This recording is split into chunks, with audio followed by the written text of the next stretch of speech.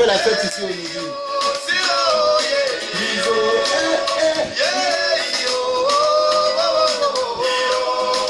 Mon pays est malade. Il souffre de coup d'état.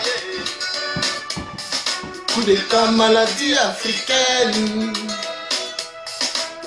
Pour soigner mon pays, oh yeah, en haut. On l'a mené au Togo. On va au Togo d'abord. Pour soigner mon pays, oh yeah. On l'a mené à Gao, yeah. Pour soigner mon pays, yeah. On l'a mené à Paris. C'est les blancs qui nous ont prescrit ma boutique. Sur La notice. Dans le mot d'emploi, il est écrit ministère. Oh. On doit les amnistier. On doit aussi les réintégrer. ce qui allait nous conduire dans un état de convalescence qui est le désarmement.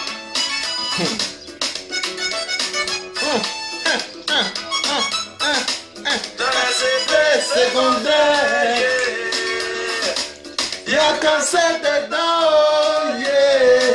Si le médicament de Palu doit te donner cancer, Gbagbo, c'est que Palu est mieux. Quelqu'un qui était cuisinier, aujourd'hui il est chef de guerre. Oh.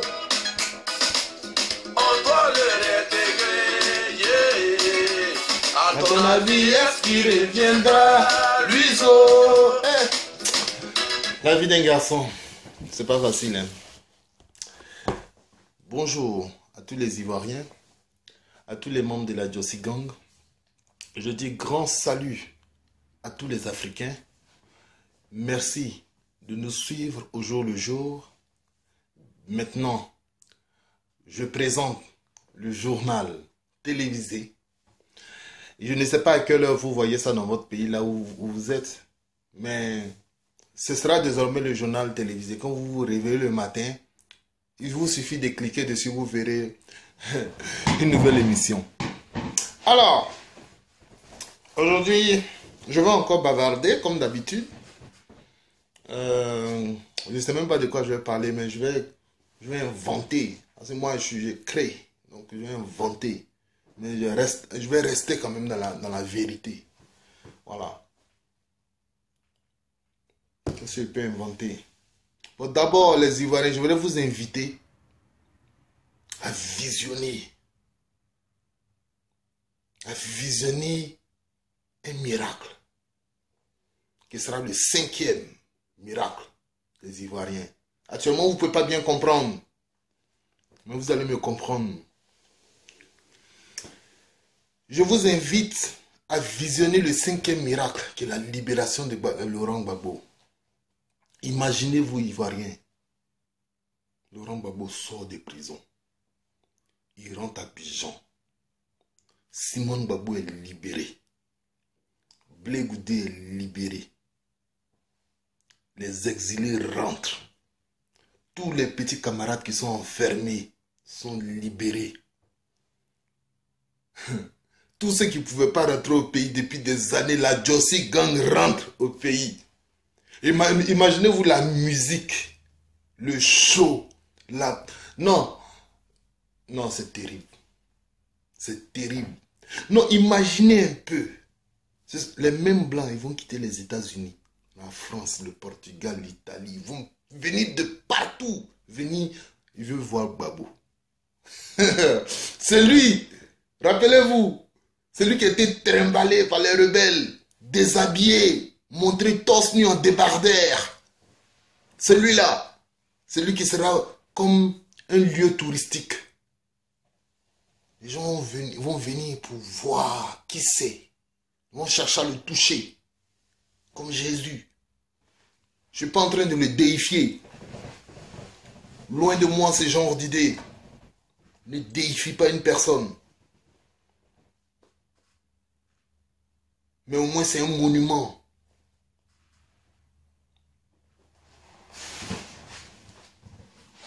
Alors, je vous invite, Ivoiriens, à rester dans ce rêve.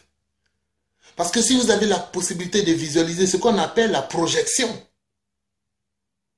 d'autres appellent ça différemment, ils appellent ça la pensée positive. Le pouvoir de la pensée positive. C'est-à-dire qu'il faut imaginer, la pensée matérialise les choses. Moi, je vous invite, chers Ivoiriens, à matérialiser la libération de Gbagbo dans votre esprit. Et de célébrer ça tous les jours dans votre esprit. Quand vous êtes là, vous dansez. Hey, yo, yeah. Et puis vous dansez. C'est comme... C'est-à-dire que tu es content quand tu te demandes pourquoi tu dis parce que Gbagbo va sortir. Est-ce que vous êtes convaincu? Moi, je suis convaincu, hein. Est-ce que vous avez la foi? Les amis, le combat qu'on est en train de mener, c'est un combat. Si tu n'as pas la foi, c'est pas la peine.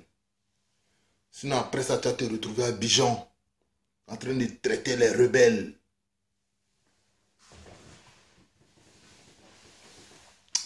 Je vais m'arrêter là.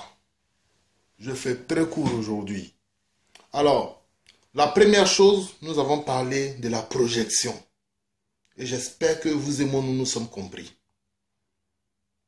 La deuxième chose, je vais parler maintenant des 4 premiers miracles des Ivoiriens. Parce que je vous ai dit que ça, c'était...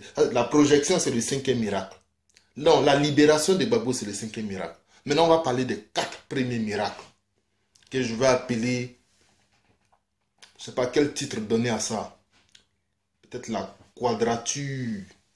La quadrature miraculeuse des Ivoiriens ou bien le miracle quadrupolaire. Voilà.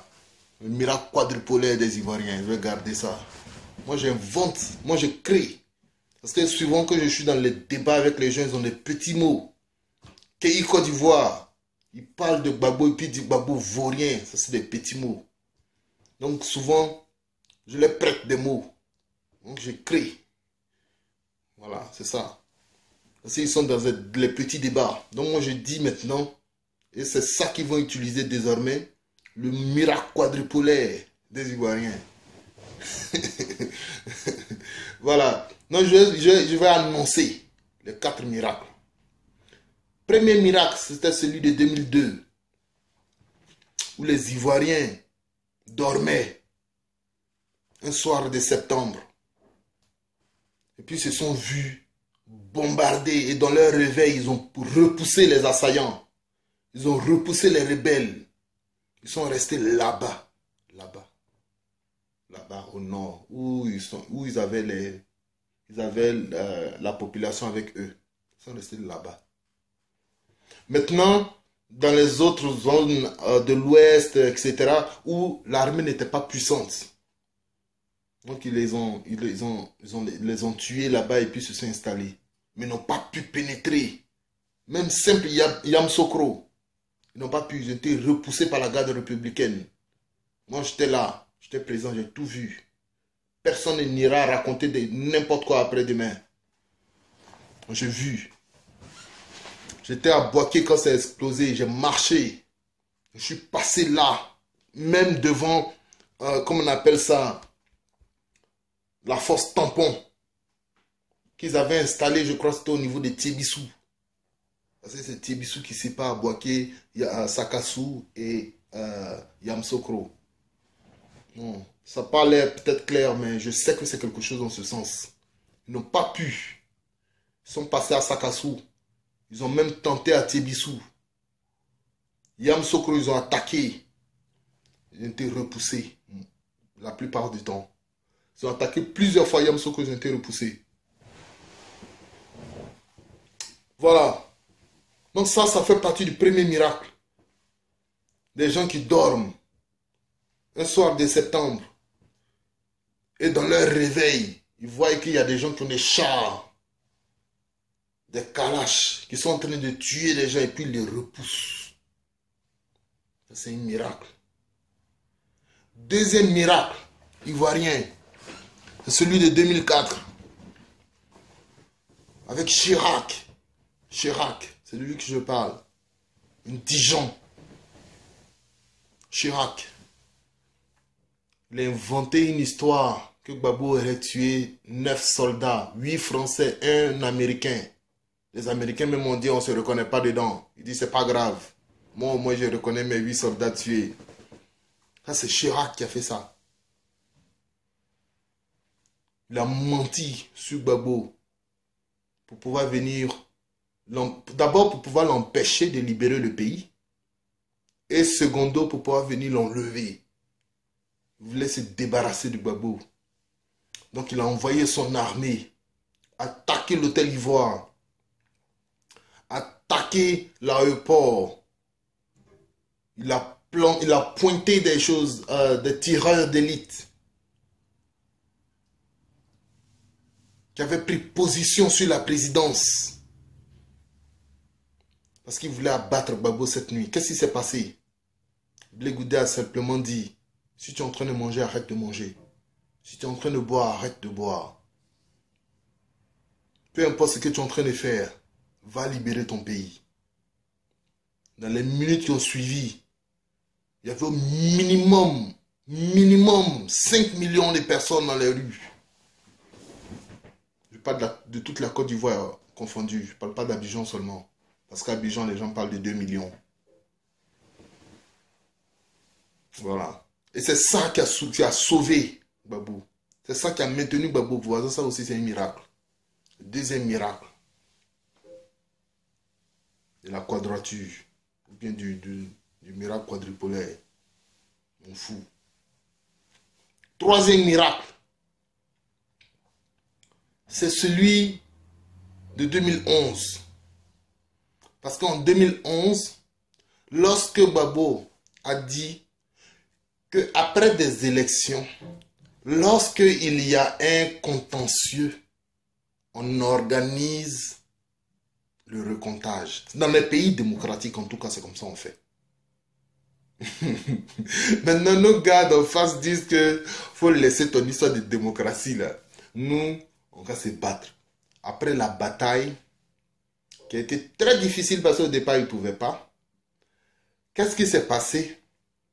La France a tenté d'asphyxier le pays.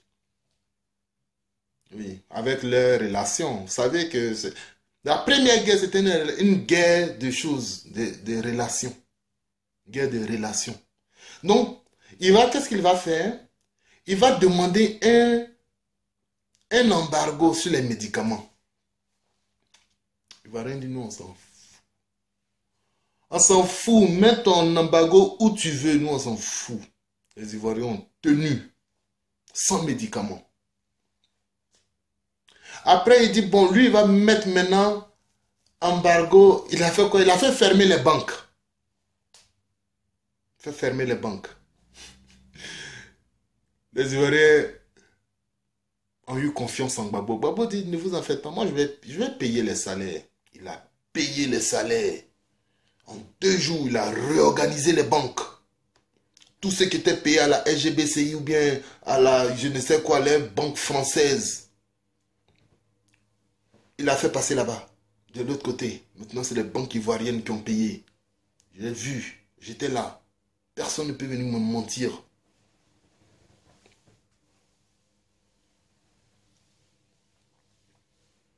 Même les Western Union, tout ça, ils ne voulaient plus donner l'argent. Ça, c'est un miracle. Les Ivoiriens ont survécu dans ça.